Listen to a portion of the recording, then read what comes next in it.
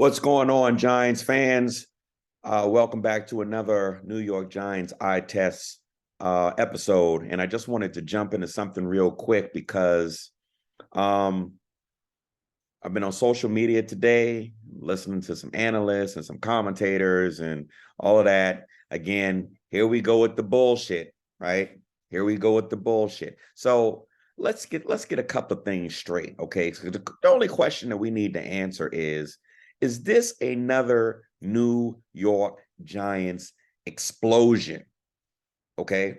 I mean, we need to figure out exactly what we are. Okay. And so there's a group of individuals that actually want to make the playoffs. Why the fuck do you want to make the playoffs? Okay. Do you see, like, I hear people say, oh, well, if we can sneak into the playoffs,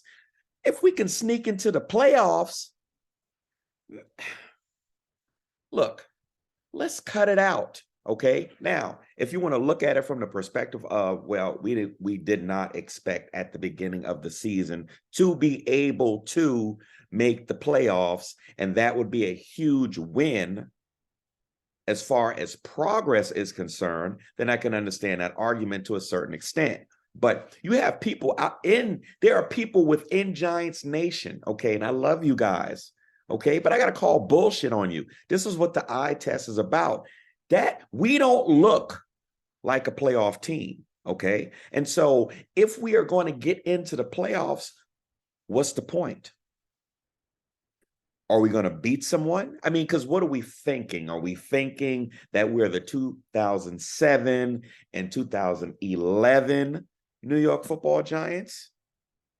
Right? Did you convince yourself that this is where we're at? With Isaiah Hodgins or whatever his name is, right? With Richie James, okay, with Darius Slayton, all right? With the offensive line that just, I mean, it's terrible, okay? It's terrible. We're going to get to Daniel Jones in a minute and this offensive line, but what is our mentality? Like, what is the expectations? You know, I listen to a lot of, like I said, YouTube creators and commentators and a lot of, just in general, just New York Giants news. Okay. And so you have a group of individuals that say, oh, well, we said that we were not expecting to get where we are. And so we are where we are. And so since we are where we are, we should be grateful. Okay. So, pardon. So what we have done as a team so far, what we have done is get to a point where we have become hopeful as a fan base. Okay. We are hopeful as a fan base. So now, as we began winning and eking out these close games and just really never quitting and playing to the end and limiting mistakes, and just the ball was bouncing in our direction. One game, that there's a lot of games we should have lost that we didn't lose because of a hell of a defensive play, or like that the other game, it was a whiff on a field goal. Okay. Doesn't matter. Still a win. Okay. Still a W. And I'm going to take all the dubs I can get. But let's not get crazy here. We know very well that we are not a playoff caliber team. So these are some of the excuses that I've been hearing over the last couple of days. Okay. First of all, it was, well, we're just lucky to be here. We're lucky to be playing meaningful football in December. I get it. I understand that. Okay. Anyway, the next thing is, the other thing is, we're playing Philly. Okay. So, we're playing Philly. Philly is miles and miles and miles better than our team. And so we were just in the presence of greatness, right? So of course we couldn't win that game. So, we just, we got to chalk that up. Okay. Then the next thing that you hear, Oh, well, that doesn't matter. Philly doesn't matter. Okay. Detroit doesn't matter. Seattle doesn't matter. Washington, that tie doesn't matter. The only thing that matters, the only fucking thing that matters is the game against the Commanders Sunday night. It's the only fucking thing that matters. Nothing else matters. It doesn't make a difference what we did yesterday, what we're doing today. The only thing that matters is what we do Sunday. And I say to those individuals, why should I have confidence that we can go into Washington and beat Washington with how we have been playing? I mean, so what is it that people are talking about? Like, please tell me, what are you seeing? What do you see? How in the fuck we gonna go beat Washington? I mean, is it possible? Yeah, it's possible. It's possible. All things are possible, okay? But is it probable? Can we beat Washington? I hear people say, oh, well, we're evenly matched. How are we evenly matched? How? Okay? The last time we played Washington, they was running all over us. How are we evenly matched? They have Terry McLaurin, a real wide receiver. How are we evenly matched? Okay? Heineke, who isn't the best QB in the world, but is allowed to throw the ball vertically down the field. So that means the play calling is more aggressive. How the fuck are we evenly matched? How are we evenly matched? Like, where are we evenly matched at? We throw the ball 3 to 5 yards. We might throw one long bomb down. We can't protect Daniel Jones, and defenses have gotten really, really smart on how to defend us. And it wasn't hard to figure out. Seattle started the shit, okay? Bring everybody down. Cheat down towards the line of scrimmage. Stop the run. Stop Saquon Barkley, right? Because they can't throw the ball. Number one, they don't have the time to throw the ball because the offensive line is not up to snuff. So they can't fucking stop the rush. So if they can't fucking stop my rush and I can get to Daniel Jones, then that makes the pass obsolete. So now I'm going to make you one fucking dimensional. One dimensional. You only get to try, not run, try to throw the ball. Okay? So, and this is what we've been doing, right? So we haven't proven them as liars. Like, normally when the DBs, they cheat down or whatever, and they loading the box up and they trying to stop the run or the short dump off pass around the line of scrimmage, all right? Normally, you can say to that, oh, okay, that's what y'all want to do? That's what y'all want to do? All right, I got something for that. I'm going to spread out these wide receivers. I don't give a fuck who they are. I'm going to spread them out. Let's go 4 or 5 deep. Well, then you're going to say, how are you going to do that? How are you going to protect Daniel Jones? All right?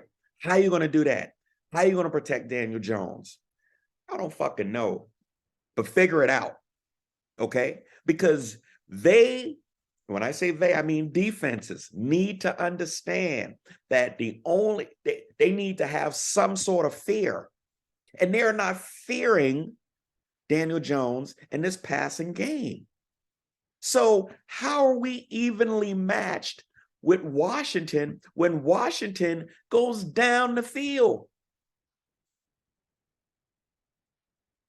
So I'm going back to the question, is this just another New York Giants explosion? I mean, I have confidence in Daboll and Shane. That's not what I'm saying. That's not what I'm saying. I am simply stating facts right now.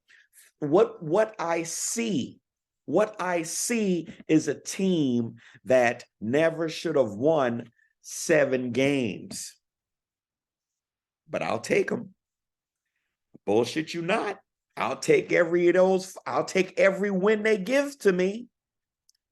And I'm glad to be having this conversation in December. But don't act like I'm not supposed to have any sort of expectations. The last time I checked, you are a man, a professional athlete, getting paid to play a game, and your only purpose is to beat the fucking man in front of you.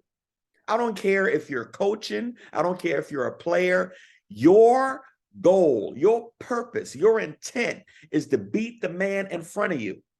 So if the man in front of you may be bigger, stronger, faster, then that means you got to fucking work harder. Okay? You gets no excuses. What are we saying? You say the Philadelphia Eagles has a better roster than us. Okay, hands down. Hands down. I get that. But who the fuck put this roster together? You act like we inherited these motherfuckers. You, Dayball, you said who was going to make the 53-man cut. Okay? Don't tell me that you're handcuffed by Cap. You know that, well, Cap had us handcuffed. We couldn't go out there. We couldn't get nothing else. No. I call bullshit again. Okay? I call bullshit again. Because do you know that the Dallas Cowboys just signed the little fella from Indianapolis for $600,000. Okay? $600,000. They signed an experienced wide receiver. Now, I don't know what he got left in the tank. My point is that there is talent out there. Okay. And even before, remember we right early in the season and pre-draft and all of that stuff or whatever, and you had a lot of commentators and creators come out there and saying there are people out there, if you want a DB or a cornerback or something like that, there are people out there like Jimmy Smith and all of those people are out there, and if you really want those people, you could probably get those people reasonably. Remember that?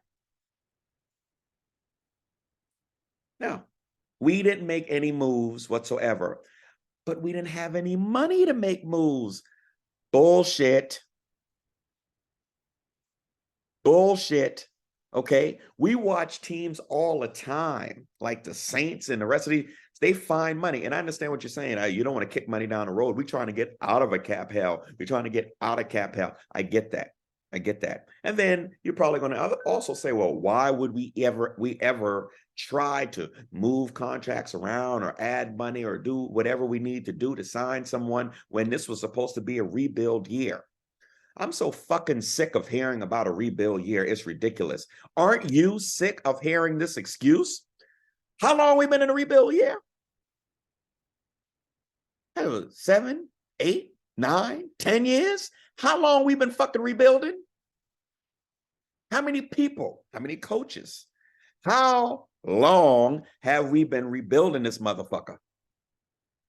How long have we been emphasizing the offensive line?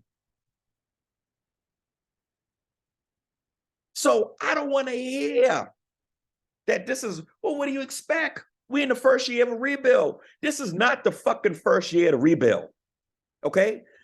I don't know where you're getting this from, but this is not the first year of this rebuild. Okay. Now it might be the first rebuild in the Dayball Shane era. Okay. But for us fans who have been here for life, what we call lifers, this is not a first year rebuild. So I ask you again, is this just another New York Giants explosion? Okay. Is this shit going up in smoke? Do we have some good pieces to build on? Yeah, we got some good pieces to build on. Evan Neal is going to be outstanding. I'm not worried about him. Thomas is going to be and continues to be. He struggled a little bit last game. I'm not worried about him. He's going to be outstanding. Okay. All right. He's going to be outstanding. We have no center. Our guards are trash. Okay. And only the New York Football Giants would get hyped up about getting a converted center. Okay. I mean, fucking live it about having a converted center. Bruh, go in the draft or find a fucking center, okay, that plays center. That's his natural position. He plays center.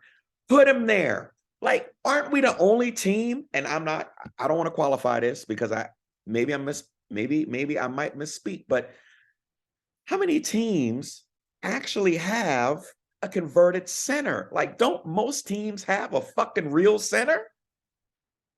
God damn. But we supposed to just bask in the 7 wins, right? That's what we're supposed to do. We're not supposed to have no expectations, right? We're not supposed to have any hope because this was the first year to rebuild. Okay. And then we talk about fucking injuries. Don't get me fucking started on injuries. How many years did we hear about the offensive line? How many years did we hear about injuries? And the New York Giants, they are the most injury-prone team in the NFL. Are we the only fucking team that has injuries? Give me a fucking break, okay? I am sick to death about hearing all these excuses and justifications. Okay, I get it. But again, who makes the decisions to put these players on the roster? Even in depth, even on the practice squad. Who makes the fucking decision to put these players on the team? So why should I give you a pass because you evaluated these players and you said, sir, that these players are NFL caliber players? Okay, I'm not talking about superstars. I'm not talking about superstars. I'm talking about you're saying you made the cut down to 53 and you said that these players, this product is an NFL product. These players are NFL players. So what happened? I said this on a previous video about preseason games. I used to look at preseason games like I look at everything. I'm telling you, like these eyes, that's why I call this the New York Giants eye test, because I am looking from training camp all the way preseason. To me, all of that shit counts. Okay. And we used to interact within these Giants forums and Giants nations, and people used to tell me to chill the fuck out. It's only preseason. Chill the fuck out. These are only backup players playing. Well, who the fuck in the game now, bruh? Please tell me. Please tell me, family. Who's in the game now? And these backup players, these very same backup players that you were not interested in knowing during preseason, okay? You didn't want to know what that depth looked like during preseason. You were not concerned about these players during preseason. Guess what? This must-win game on Sunday, these practice squad, depth squad, backup players got to play and win this fucking game. Now what? I don't want to seem like I'm not agile and pliable enough, like I'm not understanding about exactly where we are. Like the situation was a tough situation. I get it. You know, they came in, they didn't have a whole lot of cap room. They didn't have a whole lot of talent. But again, this is like year 8, 9, 10 of a fucking rebuild for us, for the lifers. So this is not the first year of a rebuild. This is just the first year to rebuild in the Dayball Shane era, but this is not the first year of the rebuild. Okay? And with these players you put on the roster, sir, okay? And I'm not mad at you, Dayball. I mean, it may seem like I am, but I'm not. It really, but that's just my personality. Like my personality is explosive, like that fucking atom bomb. Okay, it's explosive like that. And when it comes to my New York Giants and the things that I love, things that I care about, the things that I cherish, boom, boom, boom. That's how I am. All right. Anybody can tell you I love hard. Okay. So I demand just, I have standards. Okay. And my standards for myself and anyone in my orbit, my family, they are very high. Okay. My New York Football Giants, they can't be higher. They can't be higher. So no one was concerned about these backup players during preseason. They didn't give a fuck about the depth then, but now that is what we're saying. We're saying, well, how can we win? How can we see we losing? Because look, I mean, look what Daniel Jones got to work with. I mean, look who he's throwing to. Who put him on the roster? The wide receivers, who put him on the roster? The center, the guards, who put him on the roster? Okay. We couldn't find no one else. So no one else is out there. Okay. Richie James. Richie fucking James. Okay. I mean, people, look, man, our fan base has been traumatized over the years so badly that we were on this David Sills shit. Who the fuck is David Sills? All right. I mean, I'm being facetious, but it's not like he was some raw talent that we could just, you know what I'm saying? Like, who the fuck is David Sills? Darius Slayton, again, I said this in a previous video, was like behind everybody on the wide receiver depth chart. How? How the fuck are you like wide receiver 5 or wide receiver 6? And now you're wide receiver 1. Isaiah Hodgins or Hodgins or whatever, okay? Supposed to be 6'4", 213, has some good measurables. We picked him off the Buffalo practice squad, okay? I heard today about, I was listening to some guys today talk about him and, we might have found a gem. We might have found a gem. And this man, look, honestly, I hope we have, because Kenny Golladay is trash. Okay? This dude is T.Y. Hilton. Just came to me. T.Y. Hilton. That is who Dallas signed for $600,000. Okay, T.Y. Hilton. That's who it was. Anyway, but hey, quality, experience, whatever. Anyway, let's go back. So Isaiah Hodgins or Hodgkins or whatever, however you say his name or whatever, okay, we're getting excited. Like somebody actually did a piece on him and they looked at the tape and they said, oh yeah, he made some double moves and, all of that. And he was wide open. And only if Daniel Jones had 2 more seconds, just 2 more. If he had 2 more seconds, he would have gotten Hodgkins. Isn't that the fucking story of the last 7 to 8 years? If, just only if. Only if, but if we could, if Daniel Jones had a kid, who the fuck knows? Okay. Maybe he would have seen him and maybe he would have overthrew him. Okay. Which brings us to Daniel Jones. Do we keep him? Do we let him go? I mean, because on one side, you figure you surround a dude with trash for years. You kept flipping coaches on the kid. What the fuck do you expect? That's one frame of thought. Then the other frame of thought is, but dude, you should at least be able to make certain throws, analyze defenses a little better, processing, okay? Like, I understand that the kid is supposed to be extremely smart and all of that, but it just seems like he's a one-read quarterback, okay? But then maybe the other flip side of that is, well, the reason why he's a one-read quarterback is he only got 1.5 seconds to throw the motherfucking ball. So do you keep him or do you let him go?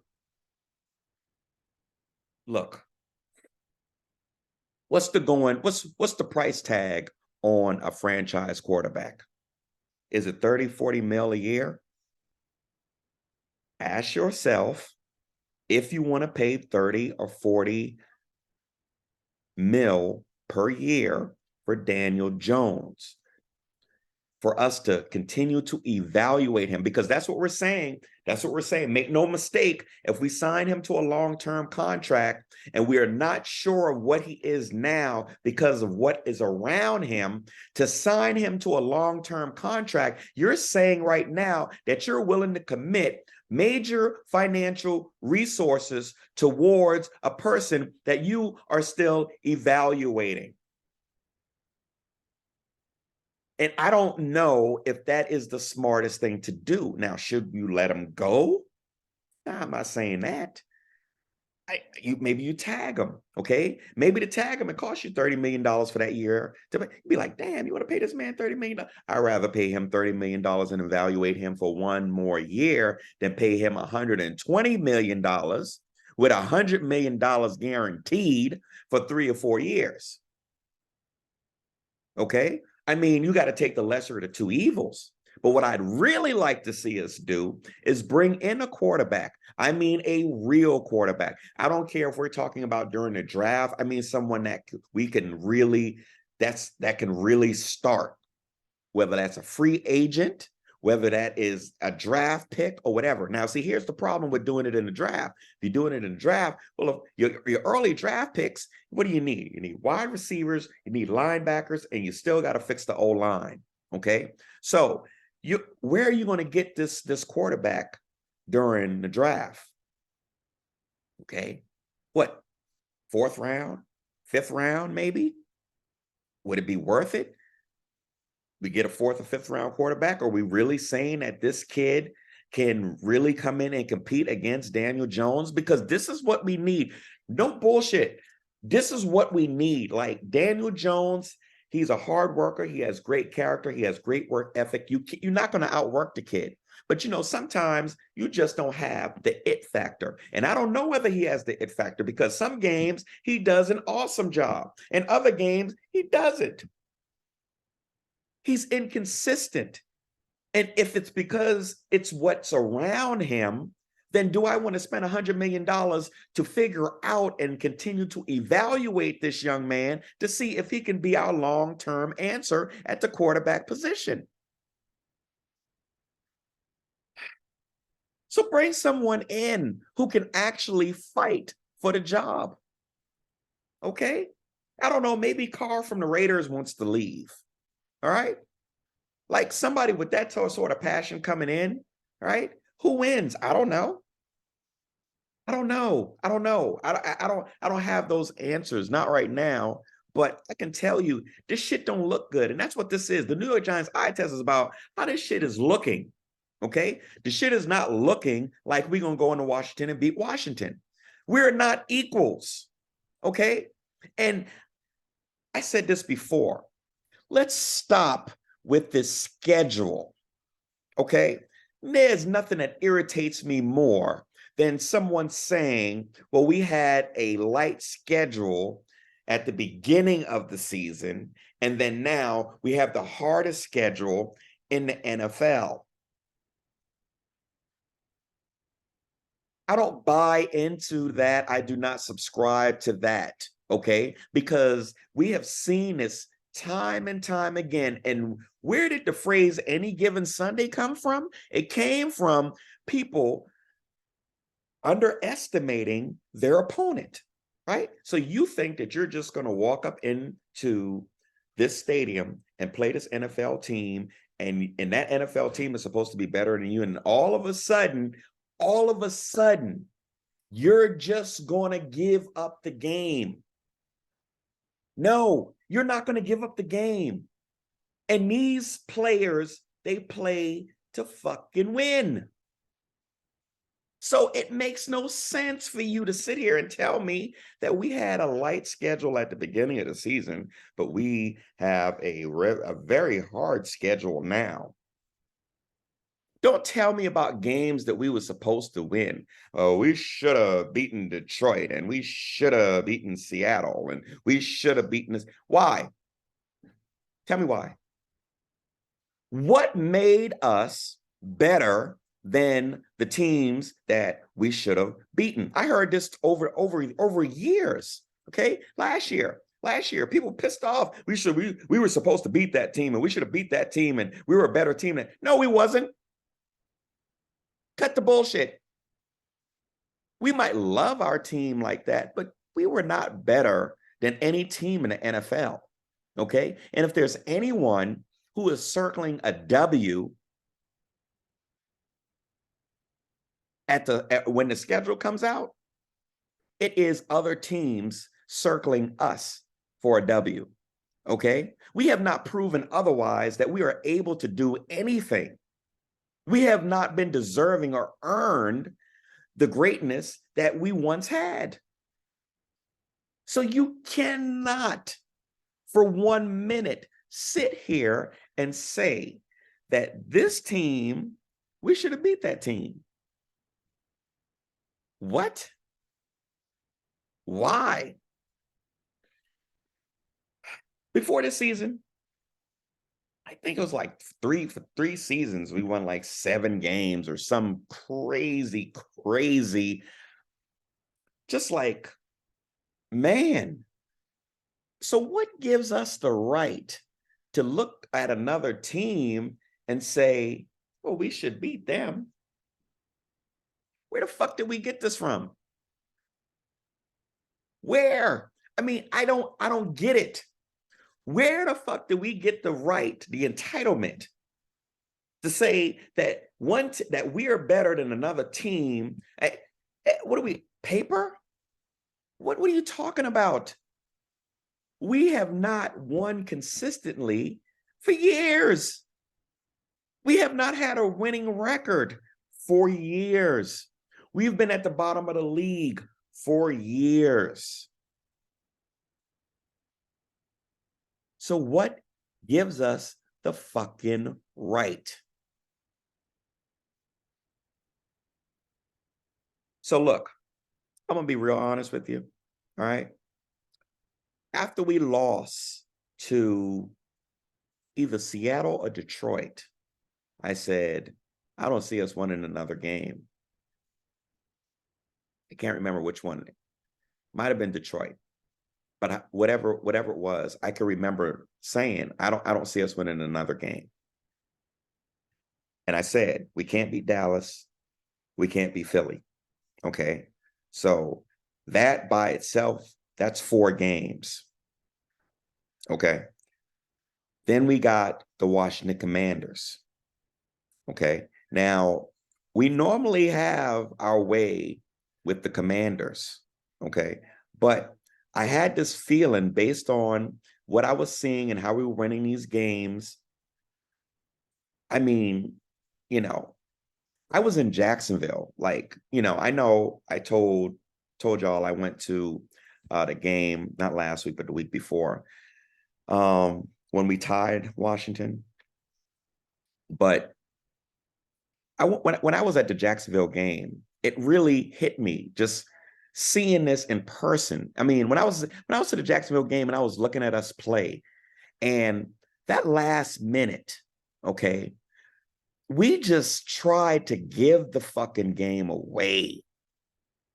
Okay. And thank God our defense came through in the clutch.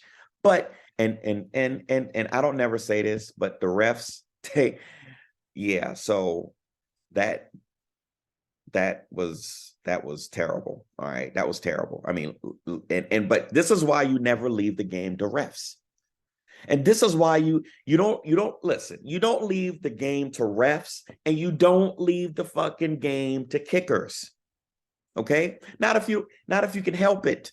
Not if you can help it. I understand that sometimes you gotta, Graham Gano, he can squeak that out.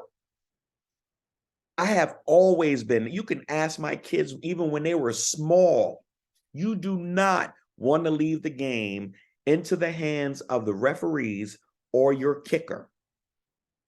Okay? You do not.